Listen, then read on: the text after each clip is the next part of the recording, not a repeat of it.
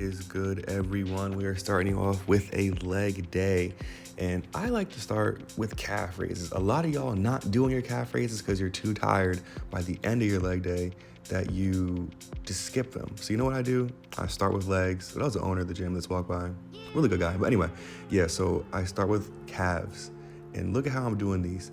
We are emphasizing the stretch. Emphasize that, John. So what I mean by that is over-exaggerate the stretch on the way down and over-exaggerate the stretch on the way up, or the contraction on the way up, not the stretch. So take a pause at the bottom and a pause at the top, and I promise you these calf raises will get way harder than the way you've been doing them, and that is why most people's calves are not growing, because they're just bouncing out of the bottom of rep, and that does nothing for your calves. So do those and do it like that. So now I'm just getting warmed up here. I did not want to do this warm up, but nothing else was open, so I just came over here. This like semi leg press machine. I don't like this machine, but again, I'm going light, just getting some blood into the quads.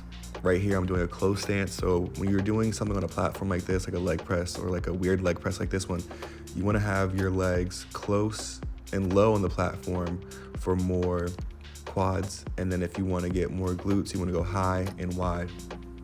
So that's basically what I'm doing. I'm just getting some blood into the muscles and just warming up for a huge set I'm about to get into. Make sure you warm up and get some blood in there, because it'll help you feel more connected, a better mind-muscle connection. It will also help you just get ready and have your knees ready for any type of squats or just any ligaments or bones or whatever you have going on in your body. You need to get some blood in there so it doesn't hurt when you're doing some heavy exercises. So now I'm moving on to my number one, well, I don't know if it's number one, but one of my main quad builders is the hack squat. The hack squat is tough. It is not going to be easy, but I really like it. If you don't have a hack squat machine at your gym, you can do this on a Smith machine. You would just do Smith machine squats with your legs a little bit more forward than usual, just to get a little bit more of a bias on the quads. I'm getting as low as I can here, as low as I can, and I am getting a great stretch in the quads, making sure my knees go over my toes and getting a good squeeze at the top. This is very difficult. You can see my legs shaking right there. We're doing the best we can and just grinding through. I did about 3 sets here, and this is my top set. Love this exercise, so good. Now we're moving on to a little bit more hamstrings here, and we are just getting on this machine. It's a hamstring curl, but it's a seated hamstring curl. You can work more portions of the hamstrings doing a seated hamstring curl. The lying one will not hit all the heads as well as you want them to. So I like to switch it up and do both. So for a month or so, I'll do the seated one, and for the next month, I'll do the lying hamstring curl. They're both good, but this one's a little more versatile.